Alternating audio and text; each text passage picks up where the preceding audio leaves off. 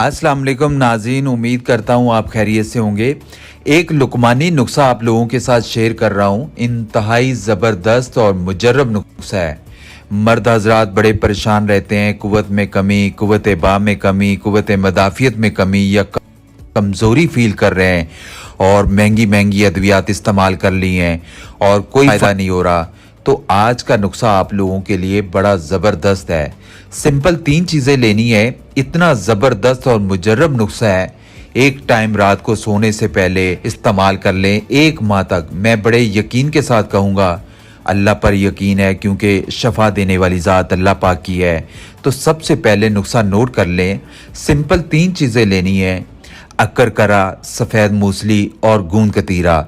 इन तीनों को बारीक पसवा लें और 1 चम्मच रात को गर्म दूध में डालकर हिलाएं और पी लें।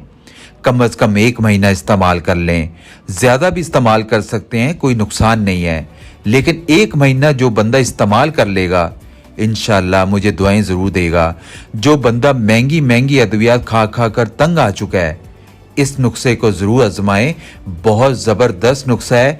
उम्मीद करता हूँ आपको वीडियो पसंद आई होगी। लाइक कर दीजिएगा, शेयर कर दीजिएगा।